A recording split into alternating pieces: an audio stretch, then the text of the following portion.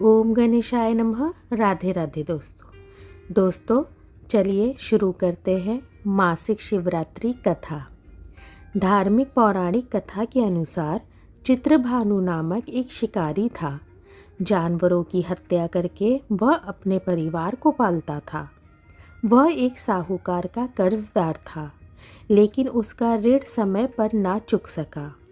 क्रोधित होकर साहूकार ने शिकारी को शिव मठ में बंदी बना लिया। संयोग से उस दिन शिवरात्रि थी। शिकारी ध्यानमग्न होकर शिव संबंधी बातें सुनता रहा। चतुर्दशी को उसने शिव व्रत की कथा भी सुनी। शाम होते ही साहूकार ने उसे अपने पास बुलाया और ऋण चुकाने के विषय में बात की। शिकारी अगले दिन सारा ऋण चुका देने का वचन देकर बंधन से छूट गया। अपनी दिनचर्या की भांति वह जंगल में शिकार के लिए निकला, लेकिन दिन भर बंदी गृह में रहने के कारण भूख प्यास से व्याकुल था। शिकार खोजता हुआ वह बहुत दूर तक निकल गया। जब अंधकार हो गया तो उसने विचार किया कि रात जंगल में ही बितानी पड़ेगी। वह वन में एक तालाब के किनारे एक बेल के पेड़ पर चढ़कर रात बीतने का इंतजार करने लगा। बिल्व वृक्ष के नीचे शिवलिंग था, जो बिल्व पत्रों से ढका हुआ था। शिकारी को उसका पता न चला।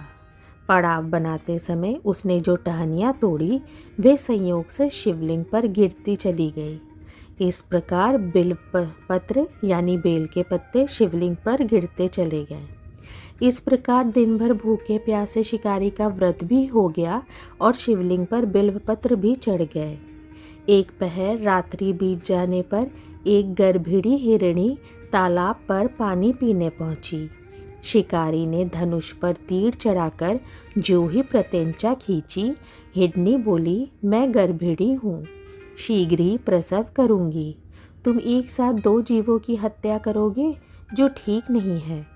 मैं बच्चे को जन्म देकर शीघ्र ही तुम्हारे समक्ष प्रस्तुत हो जाऊँगी, तब मार लेना मुझे।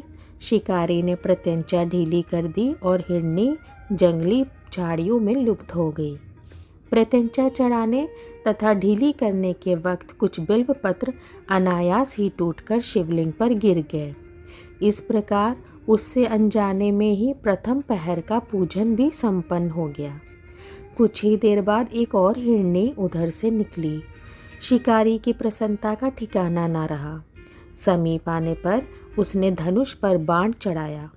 तब उसे देख हिरणी ने विनम्रतापूर्वक निवेदन किया, हे शिकारी, मैं थोड़ी देर पहले ऋतु से निवृत्त हुई हूँ, कामातुर विरहिणी हूँ, अपने प्रिय की खोज में भटक रही हूँ। मैं अपने पति से मिलकर शीघ्र ही तुम्हारे पास आ जाऊँगी। शिकारी ने उसे भी जाने दिया। 2 बार शिकार को खोकर उसका माथा ठनका। वह चिंता में पड़ गया। रात्रि का आखिरी पहर बीत रहा था, पर इस बार भी धनुष से लग कर कुछ बेलपत्र शिवलिंग पर जा गिरे तथा दूसरे पहर की पूजन भी संपन्न हो गई। तभी एक अन्य हिरणी अपने बच्चों के साथ उधर से निकली। शिकारी के लिए वह स्वर्णिम अवसर था। उसने धनुष पर तीर चढ़ाने में देर नहीं लगाई। वह तीर छोड़ने ही वाला था कि हिरणी बोली, हे शिकारी, मैं इन बच्चों को इनके पिता के हवाले करके लौट आऊँगी, इस समय मुझे मत मारो। शिकारी हंसा और बोला, सामने आए शिकार को छोड़ दूँ? मैं ऐसा मूर्ख नहीं हूँ। इससे पहले मैं 2 बार अपना शिकार खो चुका हूँ। मेरे बच्चे भूख प्यास से व्यग्र हो रहे होंगे। उत्तर में हिरणी ने फिर कहा, जैसे तुम्हें अपने बच्चों की ममता सता रही है, ठीक वैसे ही मुझे भी सता रही है। हे शिकारी, मेरा विश्वास करो, मैं इन्हें इनके पिता के पास छोड़कर तुरंत लौटने की प्रतिज्ञा करती हूँ। हिरणी का दुख भरा स्वर सुनकर शिकारी को उस पर दया आ गई। उसने उस मृगी को भी जाने दिया। शिकार के अभाव में तथा भूख प्यास से व्याकुल शिकारी अनजाने में ही बेल वृक्ष पर बैठा बेल पत्र तोड़ तोड़ कर नीचे फेंकता जा रहा था, जो अनजाने में शिवलिंग पर गिर रहा था। पाँव फटने को हुई तो एक हष्ट पुष्ट मृग उसी रास्ते पर आया। शिकारी ने सोच लिया कि इसका शिकार वह अवश्य करेगा। शिकारी की तनी प्रत्यंचा देखकर मृग विनती स्वर में बोली, हे शिकारी, यदि तुमने मुझसे पूर्व आने वाली 3 मृगियों तथा छोटे छोटे बच्चों को मार डाला है तो मुझे भी मारने में विलम्ब ना करो, ताकि मुझे उनके वियोग में एक क्षण भी दुख ना सहना पड़े। मैं उन हिरनियों का पति हूँ। यदि तुमने उन्हें जीवन दान दिया है तो मुझे भी कुछ क्षण का जीवन देने की कृपा करो। मैं उनसे मिलकर तुम्हारे समक्ष उपस्थित हो जाऊंगा। मृग की बात सुनते ही शिकारी के सामने पूरी रात का घटना चक्र घूम गया। उसने सारी कथा मृग को सुना दी। तब मृग ने कहा, मेरी तीनों पत्नियां जिस प्रकार प्रतिज्ञाबद्ध होकर गई हैं, मेरी मृत्यु से अपने धर्म का पालन नहीं कर पाएंगी।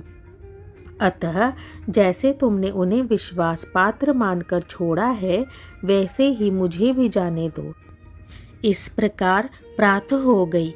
उपवास, रात्रि जागरण तथा शिवलिंग पर बेलपत्र चढ़ने से अनजाने में ही पर शिवरात्रि की पूजा पूर्ण हो गई। पर अनजाने में ही की हुई पूजन का परिणाम उसे तत्काल मिला। शिकारी का हिंसक हृदय निर्मल हो गया, उसमें भगवत शक्ति का वास हो गया। थोड़ी ही देर बाद वह मृग सपरिवार शिकारी के समक्ष उपस्थित हो गया ताकि वह उनका शिकार कर सके। किंतु जंगली पशुओं की ऐसी सत्यता, सात्विकता एवं सामूहिक प्रेम भावना देखकर शिकारी को बड़ी ग्लानि हुई। उसने मृग परिवार को जीवन दान दे दिया। अनजाने में शिवरात्रि के व्रत का पालन करने पर शिकारी को मोक्ष और शिवलोक की प्राप्ति हुई।